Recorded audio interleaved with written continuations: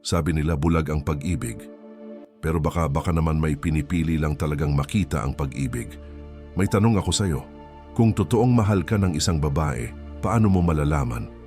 Hindi ko tinutukoy yung mga cuddle habang nanonood ng Netflix, mga birthday card o yung mga pakiramdam na parang yakap ng heating pad at subscription sa Hallmark. Ang tinutukoy ko ay yung klaseng pag-ibig na binabago ang mismong physics ng mundo ng isang babae. Yung klaseng pag-ibig na inaayos ang emosyonal niyang muwebles nang hindi niya kailangan ng pahintulot o minsan ni hindi niya namamalayan dahil ito ang hindi sinasabi ng karamihan. Kapag tunay na nagmamahal ang isang babae, hindi lang niya ito ipinapakita.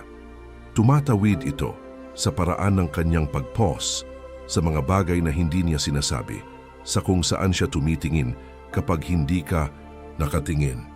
Hindi mo yan mahuhuli sa fireworks. Makikita mo yan sa maliliit na lamat, sa pagitan ng mga sandali, kung kailan nakakalimutan niyang umaarte siya. Isang pag-aaral noong 2018 mula sa University of California ang nakatuklas na ang mga taong umiibig ay kusa at hindi sinasadya na kinagaya ang brainwaves ng isa't isa habang nag-uusap. Hindi ito tula. Neuroscience ito. Ang presensya mo, ang boses mo, literal na binabago ang takbo ng utak niya. At kahit ganon, heto ka pa rin.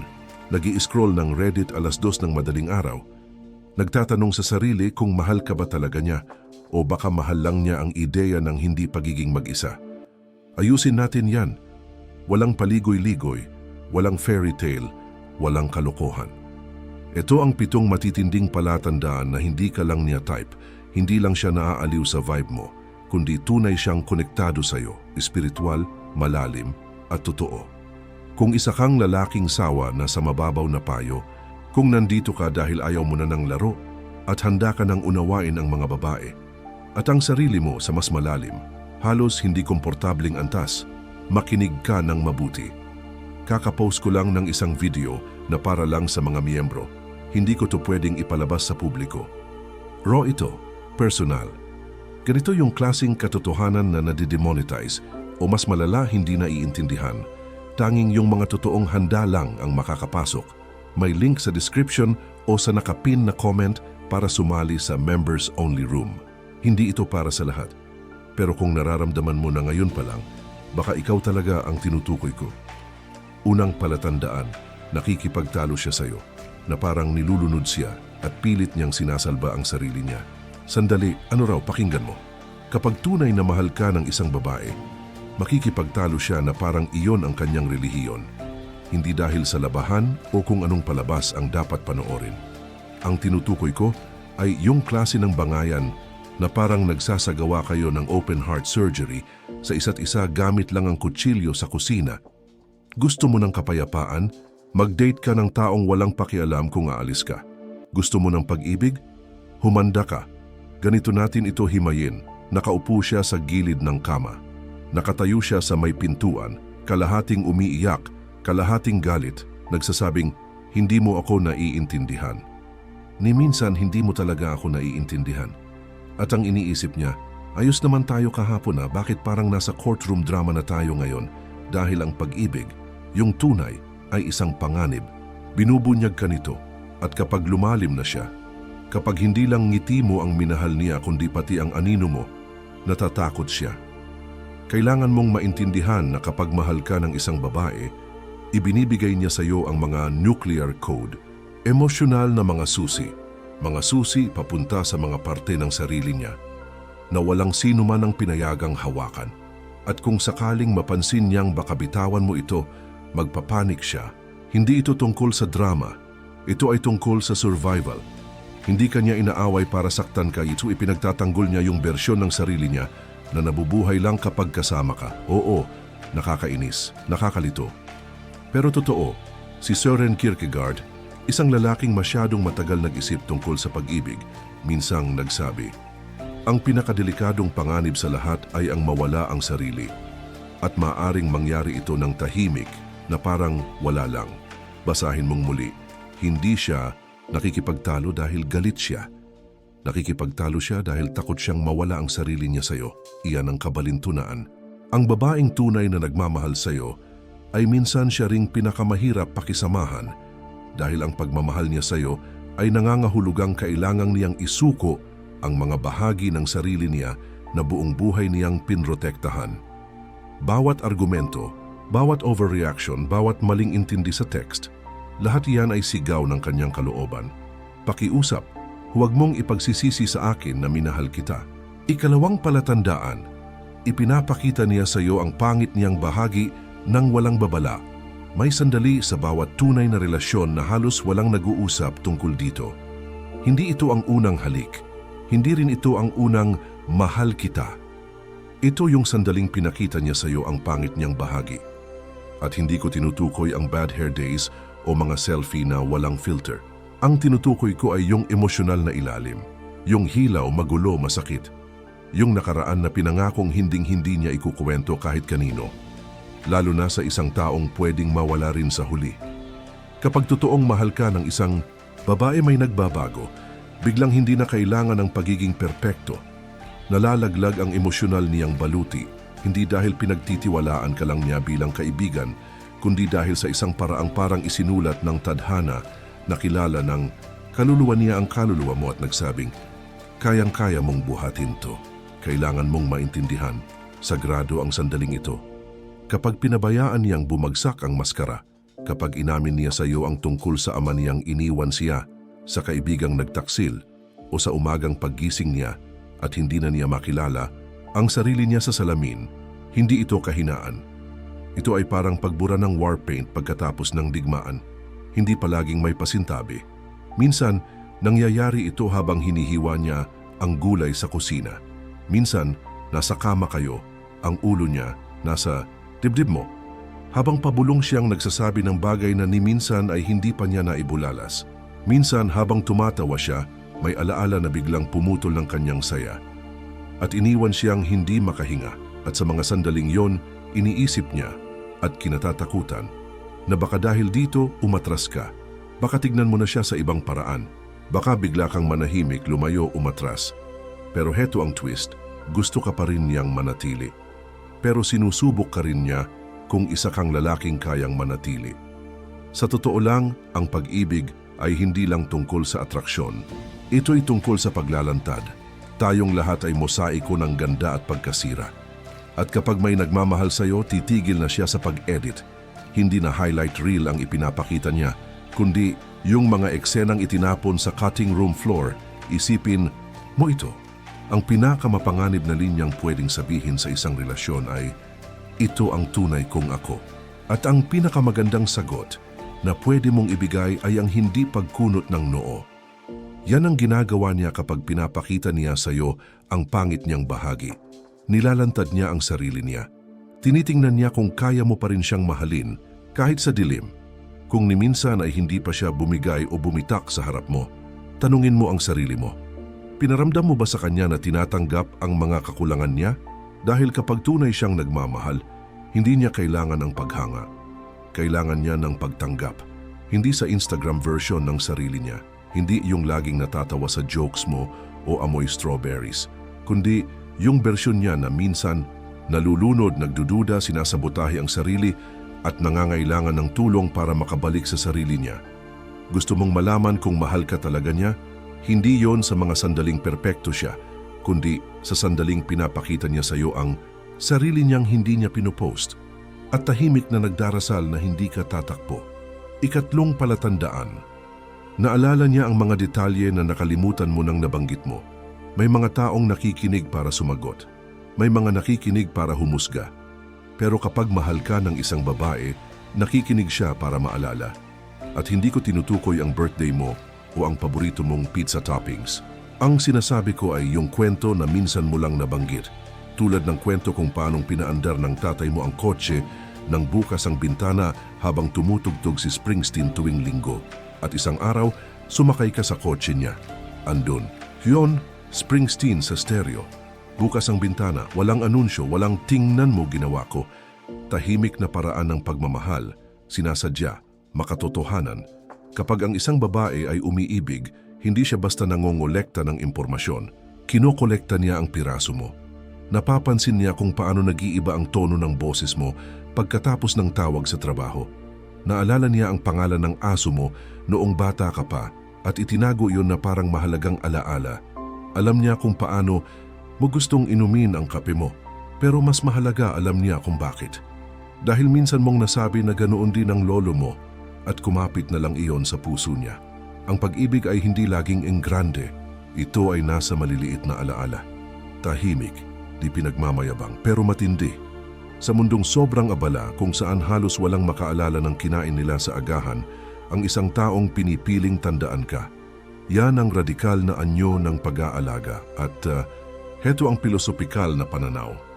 Ang tunay na pag-ibig ay atensyon at ang atensyon ay ang pera ng presensya. Kaya kapag naalala niya ang mga bagay na akala mong hindi mahalaga at minsan nga'y nalimutan mo na rin, hindi lang yon matamis. Sagrado yon, hindi ka lang niya naririnig. Nakikita ka niya at ang ganitong klaseng atensyon ay bihira, magastos at nangangailangan ng lakas. Kaya kung ginagawa niya to, hindi yan aksidente. Yan ang pagmamahal. Ika-4 na palatandaan. Hinahamon niya ang iyong ginhawa dahil nakikita niya ang lalim mo. Karamihan sa mga lalaki ay nalilito sa pagitan ng comfort at connection. Iniisip nila, pinaparelax niya ako, baka gusto niya ako. Pero ang pag-ibig ay hindi mainit na paliguan. Ang pag-ibig ay mas parang isang sunog sa kagubatan. Kailangan mong lumago o masusunog ka. Kapag tunay kang mahal ng isang babae, gagawin niya ang isang bagay na nakakabaliw, pero mahiwaga rin, hahamunin ka niya.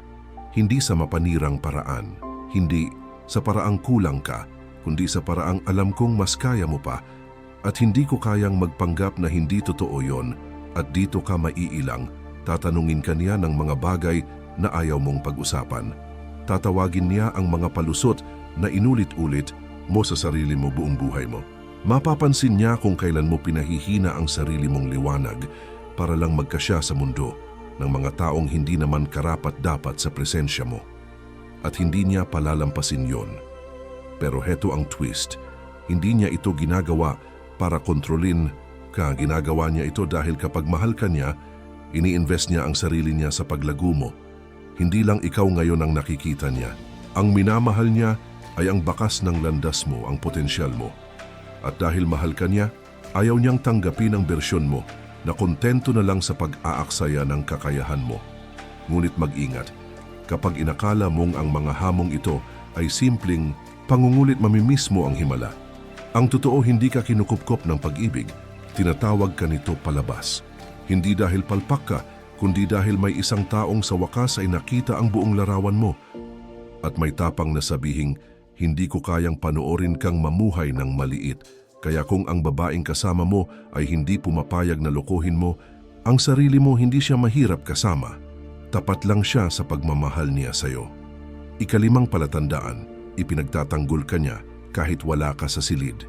Isipin mo ito. Nabanggit ang pangalan mo sa isang pag-uusap pero wala ka roon para marinig. Ngayon heto ang tanong, ngumiti ba siya? Inayos ba niya ang maling pagkakakilala ng iba tungkol sa'yo? Humakbang ba siya? Kahit bahagya kapag nag-iba ang tono ng isang tao patungkol sa'yo. Kapag tunay kang mahal ng isang babae, hindi scripted ang katapatan niya. Instinct yon, at kadalasan makikita ito sa mga eksenang hindi mo kailanman masasaksihan. Hindi niya minamahal ka para lang magpa-impress. Minamahal ka niya kahit sa kawalan mo. Kapag pinag-uusapan ang totoong pag-ibig, kadalasang nababanggit ang mga bagay na nakikita, paghawak ng kamay, mga text na iniisip kita, mga romantikong date. Pero ang tunay na pag-ibig, nakatira sa hindi nakikita. Sa mga sandaling pinipili niyang igalang ang pangalan mo, kahit wala ka para masaksihan ito. Tahimik lang ito. Pilosopikal. Dahil ipinapakita nito kung sino ka talaga para sa kanya. Hindi lang sa harap ng iba, kundi sa loob ng puso niya. At kahit magkamali ka, lalo na kapag nagkamali ka, hindi niya inilalantad ang kahinaan mo na parang labada sa mahangin na araw. Pinoprotektahan ka niya sa paraang tahimik, matatag at buo. Hindi dahil iniisip niyang perpekto ka, kundi dahil tumatanggi siyang hayaan ng sinuman na ituring kang mababa dahil lang sa isang masamang sandali. May isang kwento may isang lalaking aksidenteng narinig ang nobya niya sa isang dinner party. May isang taong pumuna sa trabaho niya. Sinabing dapat mas ambisyoso raw siya. At sa halip na tumango o pilit tumawa, itinuwid niya ang likod at sinabing, "Hindi mo alam kung ano ang binubuo niya. Ang nakikita mo lang ay yung panlabas. Pero alam ko ang plano niya. Yan ang pagmamahal. Dahil ang pag-ibig, yung totoo, ay naniniwala sa mga pagsisikap mong hindi nakikita. Nakikita niya ang bundok na inaakyat mo kahit ang tingin ng iba ay nakatayo ka lang. Kaya kung ipinagtatanggol ka niya kahit wala ka sa paligid, hindi lang yan romansa, yan ay paggalang." Ika-6 na palatandaan, iniisip niya ang hinaharap at nandoon ka pa rin. Gusto mong malaman kung mahal ka talaga ng isang babae? Panoorin mo kung paano siya magsalita tungkol sa hinaharap. At hindi lang yung balang araw maglalakbay tayo na tipo. Ang tinutukoy ko ay yung maliliit na bagay, mga kaswal na linya, mga walang bahid na plano, yung paraan ng paggamit niya ng tayo imbes na ako nang hindi man lang niya namamalayan. Hindi siya nagbibigay sa iyo ng marriage proposal. Ang ipinaparamdam niya ay, nakikita ko ang buhay ko at nandoon ka sa mga tagpong hindi ko pa nararanasan. At heto ang nakakagulat, baka ni hindi niya alam na ginagawa niya ito. Dahil kapag totoo ang pag-ibig, ang hinaharap ay nagiging isang bagay na sabay ninyong hinuhubog. Kahit walang formal na pag-uusap, kahit walang konkretong plano, pinag-uusapan niya ang pagpipintura ng apartment niya.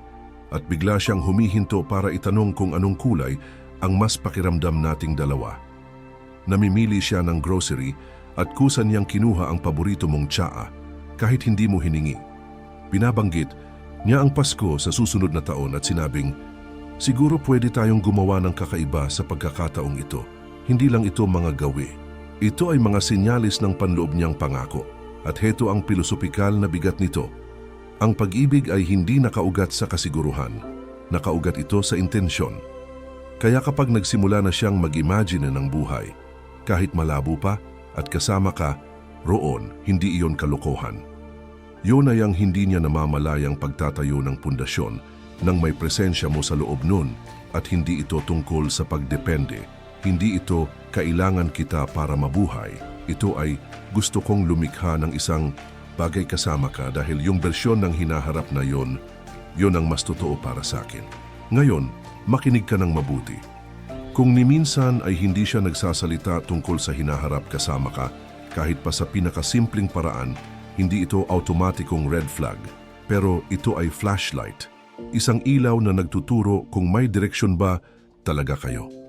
Dahil kapag naroroon ang tunay na pagmamahal, kusang tumatagos ito sa hinaharap, tumatapon sa bukas. Umi-echo sa salitang balang araw. Hindi niya isinusulat ang isang fairy tale.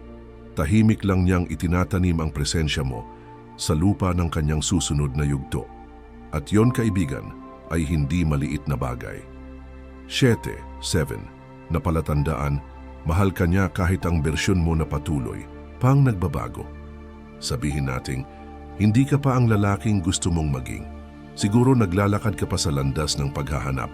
Siguro may mga pangarap ka na wala pang malinaw na plano, mga masamang gawi na wala pang takdang panahon para baguhin, at mga sugat na hindi pa tuluyang naghihilom.